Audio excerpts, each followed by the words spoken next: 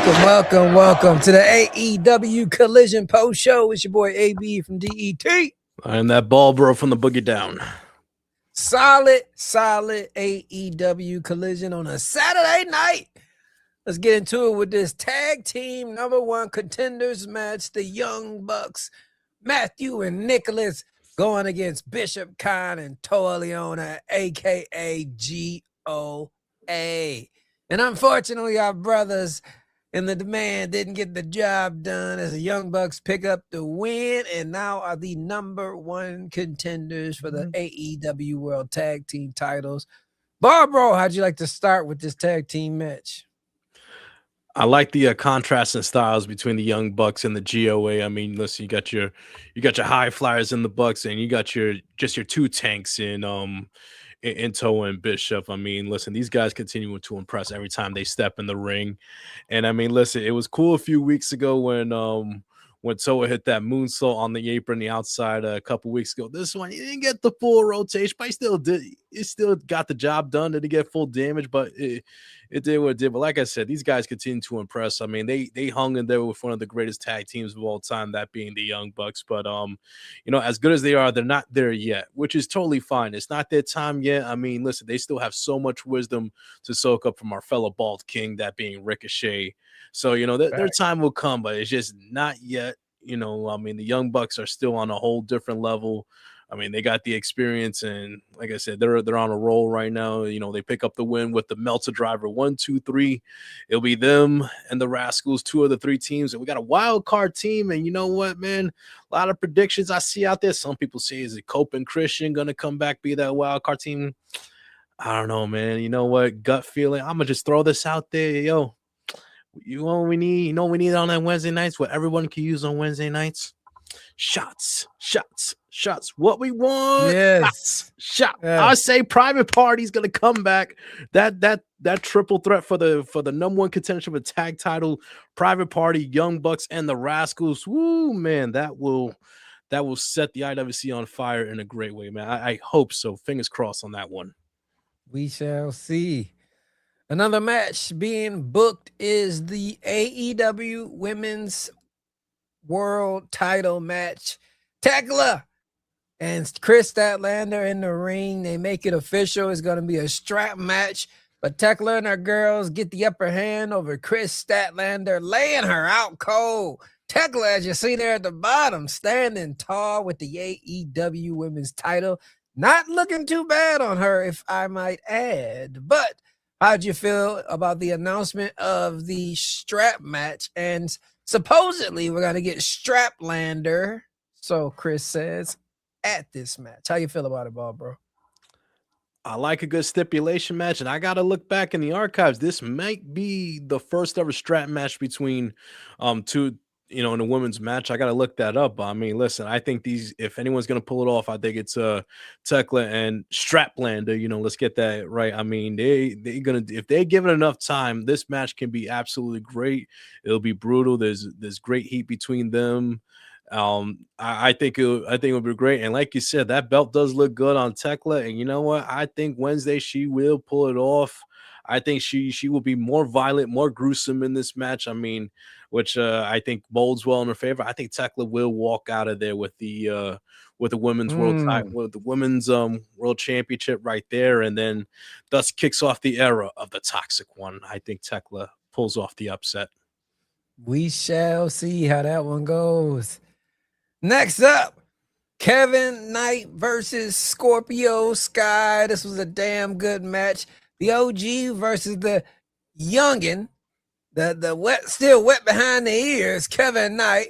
But somehow, some way, Kevin Knight figures it out, gets the win and the respect of Scorpio Sky. This was a solid match, top to bottom. Your thoughts on this one, Barbara?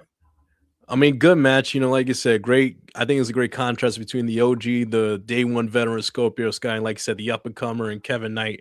Well, I think he's going to have a great 2026. And I like during the progression of this match, you kind of look at Kevin Knight and his mannerisms and how he was moving in the ring. He's getting very cocky, very full of himself. Yeah. So I wonder if a lot of the hype that he's hearing, like if that's going to get to his head a little bit over the next few weeks. I wonder if Speedball Mike Bailey, who does have a few years experience on him, if he's going to try to like rein him in, kind of temper his expectations, kind of cool him down so he doesn't get too much of an inflated ego. We shall see. I think that's an interesting development right there, but great match between both of them. I mean, great UFO splash from Kevin Knight picking up the 1, 2, 3.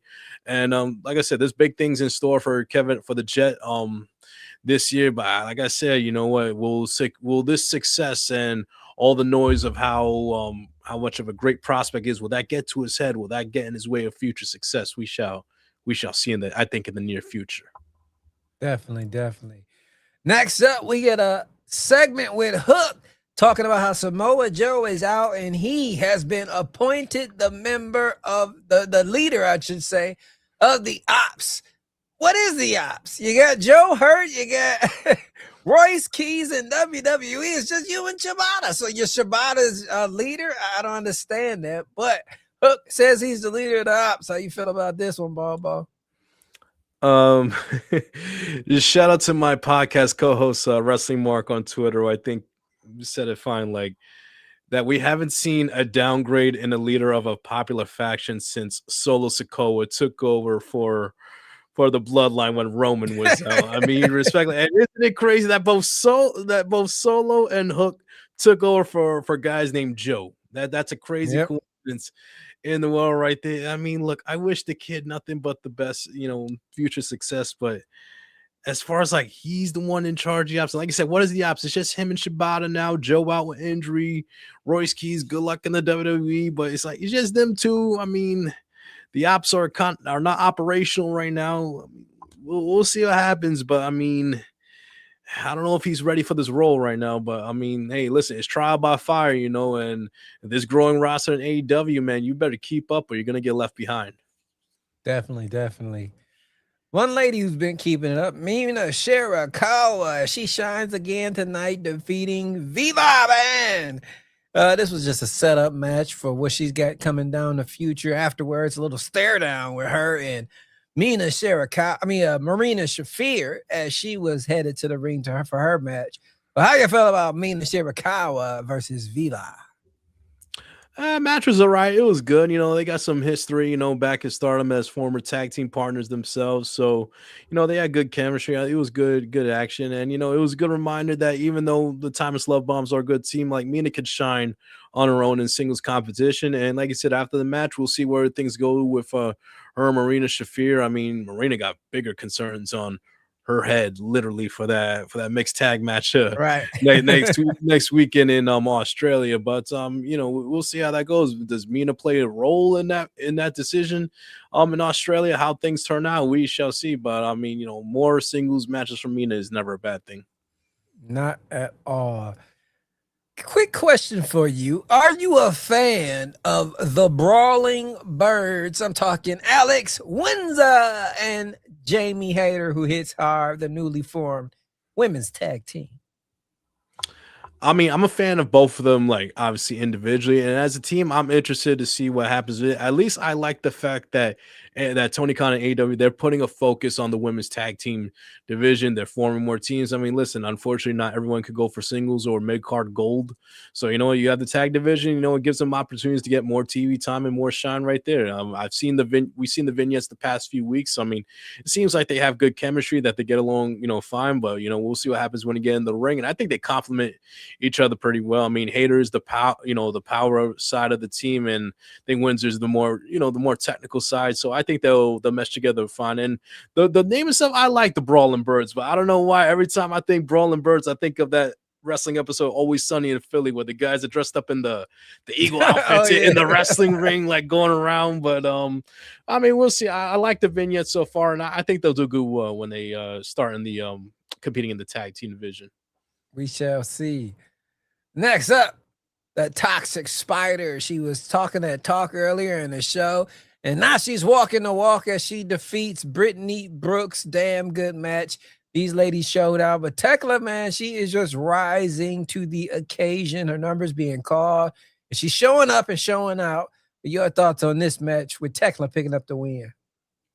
I tell you what, man, the way they're presenting her, the earlier segment with Statlander, setting up the strap match, and now this segment, this quick match right here with Brittany. I mean, I think they are setting her up. They are setting her up like to put the rocket ship and put the machine right behind her. I think this bodes well for next Wednesday. Like I said earlier, I think she walks out of next week's Dynamite with the AEW Women's Championship. I mean, she's ready to go. She is a star. She is the total package.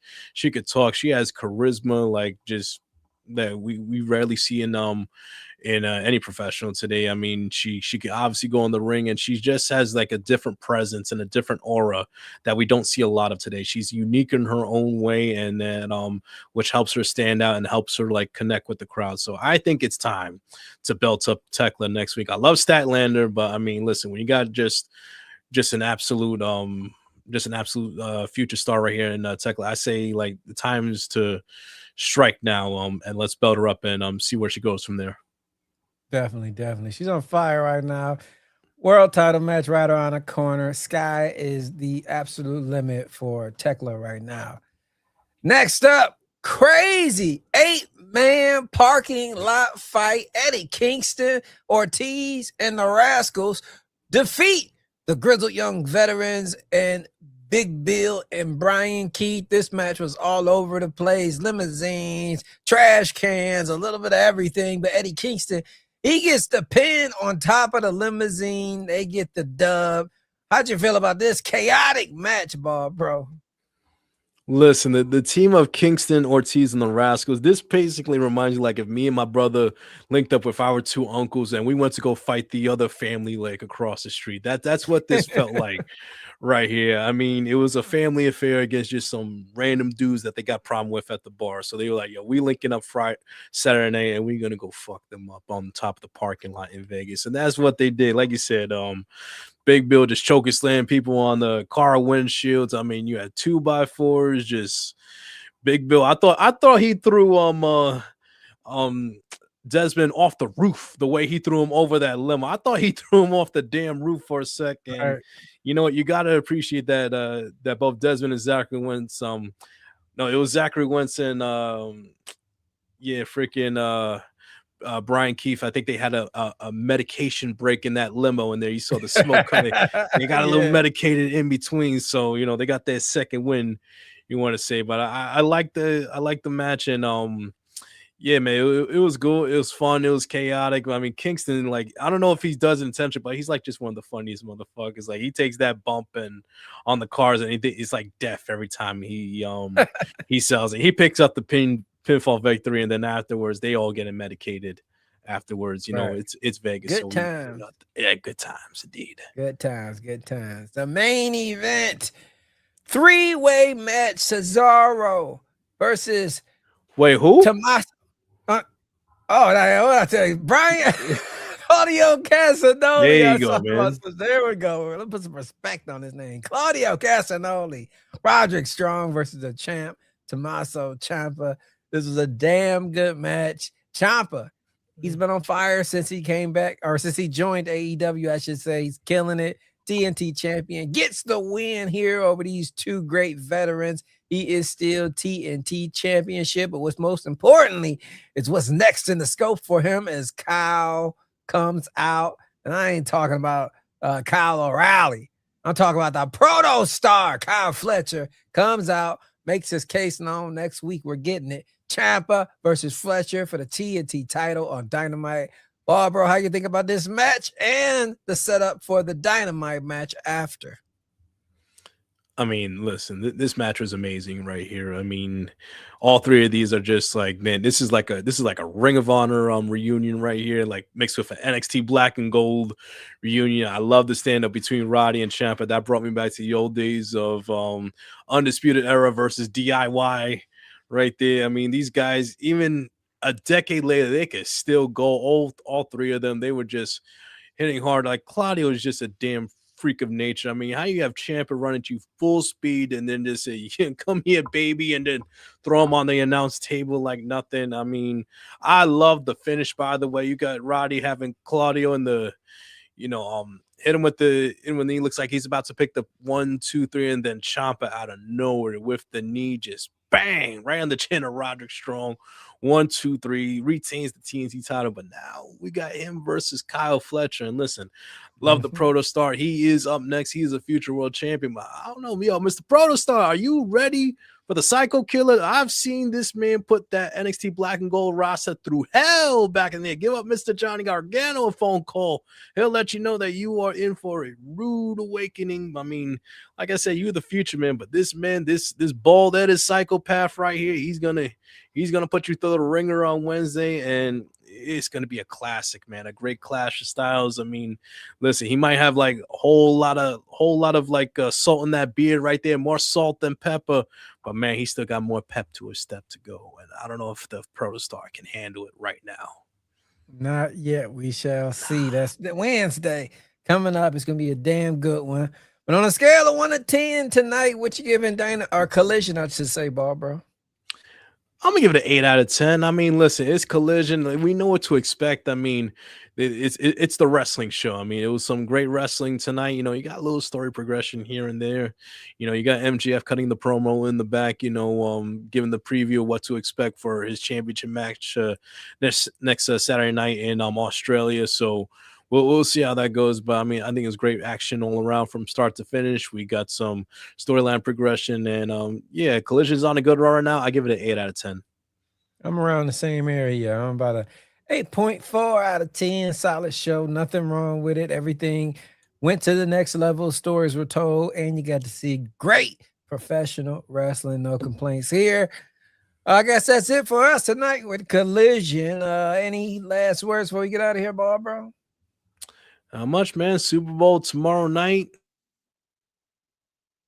Seahawks, Patriots, man. If you saw our clips and episodes a few days ago, I got Seahawks 31, Patriots 21. Sam Darnold will be your MVP. It should be a good game. I cannot wait for the halftime show. I want to see who Bad Bunny brings out as all of his guests right there, man. It's already the buzz of the time. Whether you like it or not, you are going to tune in because it should be a good show, man. Can't wait for tomorrow.